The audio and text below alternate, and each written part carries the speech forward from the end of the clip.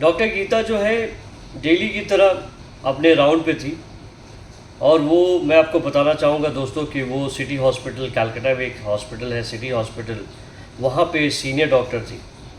वो रोज़ की तरह अपने सारे पेशेंट से मिल रही थी और मिलने के बाद मिलते 4-5 बेड्स होने के बाद वो उनके पैर एक बेड के पास रुक गए। वो खास बेड था। उस बेड पे एक बच्ची लेटी हुई थी जिसका अभी अभी ऑपरेशन हुआ था। और वो बच्ची से पूछ रही कि बेटा तुम्हें क्या चाहिए। बच्ची कहती है, मैम मुझे गुड़िया ला के दे दो।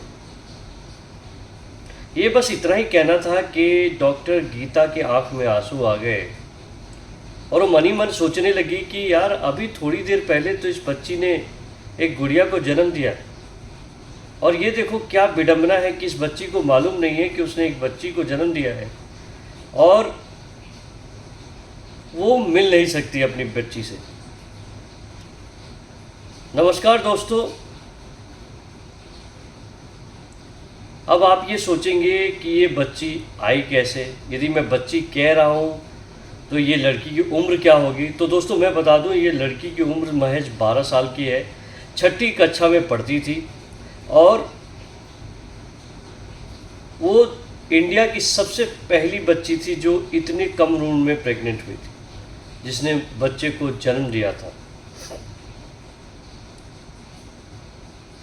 तो ये कहानी जो उस बच्ची की है, ये हॉस्पिटल में कहाँ से आई, ये प्रेग्नेंट कैसे हुई, कौन थे इसके पीछे और क्या सज़ा मिली और अब वो कहाँ है।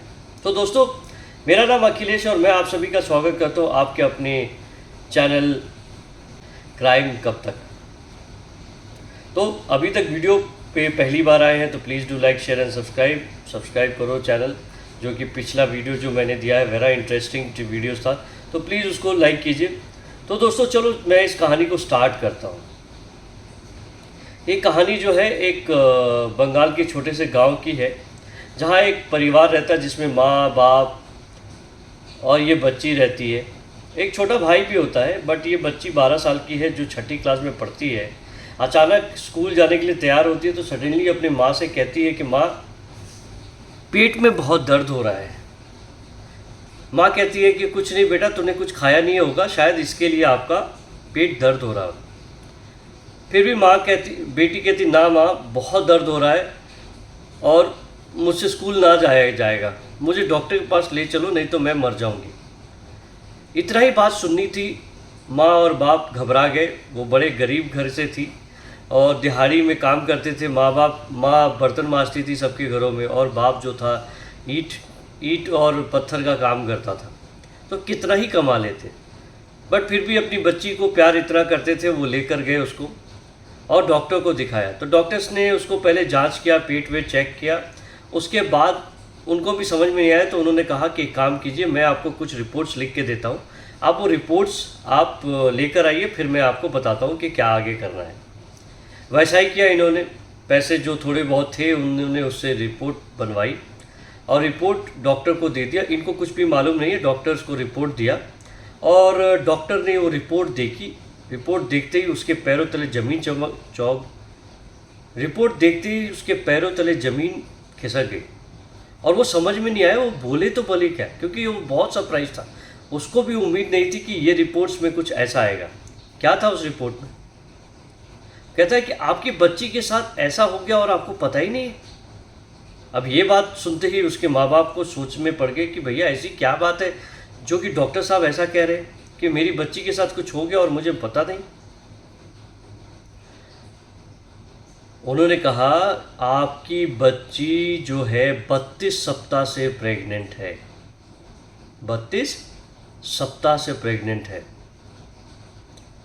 माँ बाप वहीं, उनको ऐसा लगा जैसे ज़मीन वहीं धरती फट जाए और वो वहीं समा जाए, क्योंकि उनके लिए एक बॉम्ब की तरह था। इट्स अ बॉम्ब शेल, किसी ने बॉम्ब गिरा दी उनकी ज़िंदगी में, ऐसा था। थोड़ी देर के बाद वो संभले। उन्होंने कहा कि डॉक्टर साहब इनका आप अबॉर्शन करा दो, बच्चा गिरा दो, नहीं तो हम किसी को मुंह दिखाने लायक नहीं रहेंगे।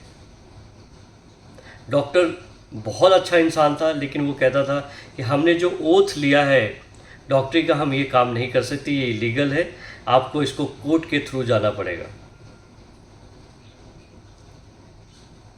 अब जैसे ये बात आई, इसको समझ में नहीं आया।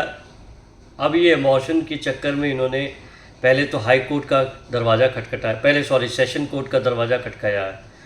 वहाँ भी उन्होंने पूरी हिस्ट्री देखी, क्योंकि ये 32 सप्ताह का बच्चा हो चुका था जिसमें जान आ चुकी थी। हमारे देश की यही तो विडंबना है, हम रूल्स बहुत फॉलो करते हैं, जो रूल फॉलो करते हैं उसके लिए तो रूल है, जो फॉलो नहीं करता उसके लिए क्या रूल और क्या कानून, क्या सब कुछ। एनीवे, वीडियो में आगे चलते हैं, बने रहिए। अभी तक आपने शायद लाइक नहीं किया सर, आपने सब्सक्राइब भी नहीं किया, तो प्लीज़ डू लाइक, शेयर और सब्सक्राइब कर दीजिए। सब्सक्राइब तो ज़रूर कीजिएगा और hit the bell icon, so that आपको जब मैं वीडियो अपलोड करूं तो आपको ये वीडियो मिल जाए। तब वहाँ से उनको राहत नहीं मिली तो फिर वो हाई कोर्ट गए, हाई कोर्ट से भी उनको राहत नहीं मिली तो उन्होंने सुप्रीम कोर्ट का दरवाज़ा खटखटाया ताकि वो अवॉर्ड कर सके, लेकिन वहाँ से भी कोई राहत नहीं मिली। अब जैसे ये बात चली, उन्होंने धरना प्रदर्शन करना शुरू कर दिया। ये बात सोशल मीडिया में फैल गई, लोगों को पता चल गया, आस पड़ोस के लोगों को पता चल गया कि ऐसा हुआ। तब पुलिस हरकत में आई। पुलिस ने पहले तो पुलिस हरकत में आई, फिर उसके बाद जांच में बैठे। पुलिस ने उस बच्ची को लेकर आए, उसको बहुत छोटी थी, 12 साल की बच्ची थी, उसको क्या पता क्या हुआ, कैसे हुआ, क्यों हुआ। और वो मोटी ताजी थी, तो इसके वजह से शायद उनको पता नहीं चला, जब उसका पेट फूल रहा था तो पता नहीं चल रहा था कि क्या हुआ। तो इसके वो मोटी ताजी थी, तो इसलिए जब पेट उसका बढ़ रहा था तो पता नहीं चला, लोगों को लग रहा था कि वो हेल्दी है, थोड़ा और खा लिया उसने, इसलिए ऐसा है। लेकिन वो घबराई हुई थी। पुलिस को सामने देखा, उसने समझ में नहीं आया। वो पूछ रही थी कि पापा आजकल ये मीडिया वाले क्यों आ रहे हैं, ये सारे हमारे घर पे आते हैं, सोशल मीडिया आ रही है, प्रिंट मीडिया आ रही है, न्यूज़ चैनल वाले आ रहे हैं, क्यों आ रहे हैं। माँ बाप कह रहे हैं कि बेटा कुछ नहीं, ये थोड़े दिन की बात है, जब इनको सवाल के आंसर मिल जाएंगे ये चले जाएंगे। उसके बाद ये जवाब नहीं दे रही थी, तो जब लोगों ने साइकेट्रिस्ट को बुलाया, जो बच्चों के मनोचिकित्सक होते हैं उनको बुलाया गया, और बहुत पुचकार से प्यार से बात करके जब उसको अपने बात में मनवा लिया गया, उसके बाद बच्ची ने जो बताया कि बेटा एक बात बताओ, आपके साथ कोई ऐसी हरकत कर रहा था जिससे आपको लगा कि नहीं ऐसा कुछ नहीं है। उन्होंने कि हाँ, जब मम्मी पापा घर पे नहीं होते थे तो बड़े मामा जो हैं वो मुझे ऐसी ऐसी हरकत करने को करते थे जो मुझे समझ में नहीं आता था, और वो डेली करते थे। और बड़े तो जो थे उनको झट समझ में आ गया कि हुआ क्या। तो बड़े मामा उसके साथ हरकत, मामा को जल्दी से हिरासत में लिया गया। ये बात सुन के उसके माँ बाप को बहुत चौंक आए, क्योंकि एक मामा ऐसी हरकत करेगा तो रिश्तों पे कौन अपनी बेटी को मामा के घर भेजेगा। और वो गरीब थे, वो कुछ कर नहीं पा रहे थे, लेकिन अंदर से बहुत गुस्सा था, लोगों को भी गुस्सा था। लोगों ने कहा कि जल्दी से इसको गिरफ्तार कीजिए। बड़े मामा को गिरफ्तार किया गया, उसको लेकर आया गया, बहुत कूटा गया। पुलिस ने अपने हिसाब से उसको बहुत दनादन ठोका, इतना ठोका कि वो भूत की तरह उसने उगल दिया उसने क्या क्या किया था। वो कह रहा था कि ये जब इसके माँ बाप नहीं हुआ करते, काम से बाहर जाते थे, तो बड़ा मामा कभी भी अपने घर में उसके घर में दाखिल होता था और इसे खाने में कुछ मिला के देता था, जिससे ये थोड़ा बहुत होश में रहती, लेकिन इसको होश इतना नहीं होता कि उस समझ सके कि क्या हो रहा है। और वो करीबन 3 महीने से ये हरकतें कर रहा था। 3 महीने के बाद अब ये जब प्रेग्नेंट हो चुकी, इसका रिपोर्ट दिखाया गया, इसे जेल में रख दिया गया और इस पर कुछ मुकदमा चलाया गया। करीबन 3 महीने से 4 महीने इसका मुकदमा चला, और मुकदमा में इसे जज साहब ने ताउम्र, जब तक ये मर ना जाए तब तो इसे जेल में रखने को कहा। उसके बाद थोड़ा दिन ऐसे बीतता गया। अचानक उसका मेडिकल टेस्ट कराया गया। उसके बाद जब जेल में था तो उसने उसका जो मेडिकल रिपोर्ट होने के बाद उसको जो सज़ा दे दी गई, ये सज़ा उसके लिए थी जब उसने कृत्य किया था, उसने एक्सेप्ट किया था कि वो अपनी भांजी के साथ बलात्कार कर रहा था। लेकिन जब डीएनए टेस्ट हुआ, क्योंकि गवर्नमेंट सरकार और जो जेल प्रशासन था वो हर संभव प्रयास करना चाहता कि कोई गलत आदमी ना फंस जाए। जब इनका डीएनए टेस्ट कराया गया उस बच्चे से मामा का, तो ये मैच नहीं करा था। अब सब सकते में आ गए कि भैया हुआ तो क्या, अब ये बच्चा है किसका। फिर उसने पूछा गया, मनोचिकित्सक ने उस बच्ची से पूछा, बेटा ये बताओ कोई और भी था जो ऐसा करता था? उसने कहा, हाँ मेरे छोटे मामा ऐसा मुझे करते थे। छोटा मामा को जेल में फिर से पुलिस ने लिया, रिमांड पे लिया। उसके बाद उस हरामी को कूट कूट के इस तरह उससे सच उगलवाया गया और उसने भूत की तरह बक दिया कि हाँ मैंने भी इसके साथ बलात्कार किया, क्योंकि मैंने देखा बड़े भैया इसके साथ कर रहे हैं और उनको बहुत मज़ा आ रहा है, कोई पकड़ने वाला नहीं है, तो मैंने भी उसके साथ वैसा ही किया जैसे कि बड़े मामा कर रहे थे, बड़े भैया कर रहे थे। जब इसका डीएनए टेस्ट कराया गया तो उस बच्ची का जो टेस्ट था इसके डीएनए से मैच कर गया, मतलब ये बच्ची उसके थी। सप्ताह भर के अंदर इस पे केस चला, सज़ा फास्ट ट्रैक की गई, इसको जेल भेजा गया और इसे भी ये कह के कहा गया कि तुम जैसे हैवानों को इस देश में, इस धरती पे रहने का कोई हक नहीं। बट आपने कत्ल नहीं किया, लेकिन कत्ल से बड़ा कम काम भी नहीं किया, इसलिए आप जिंदगी भर इस जेल में सड़ेंगे जब तक कि आप मर नहीं जाते। उसके बाद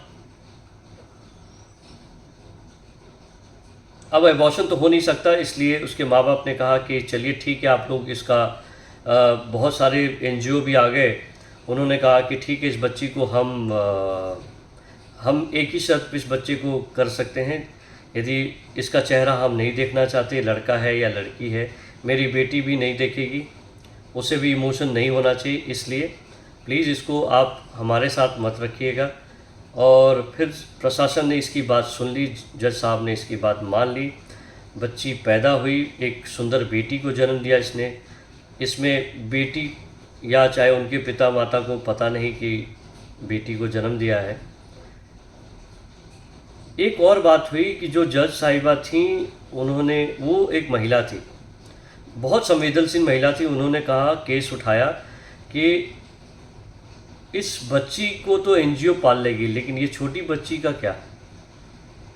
तो उन्होंने प्रशासन से कहा कि इसके लिए करीबन 10 लाख रुपए आप मुहैया करवाएं, ताकि ये ज़िंदगी भर इसे कोई तकलीफ़ ना हो, इसके माँ बाप को तकलीफ़ ना हो, भरण पोषण का तकलीफ़ ना हो।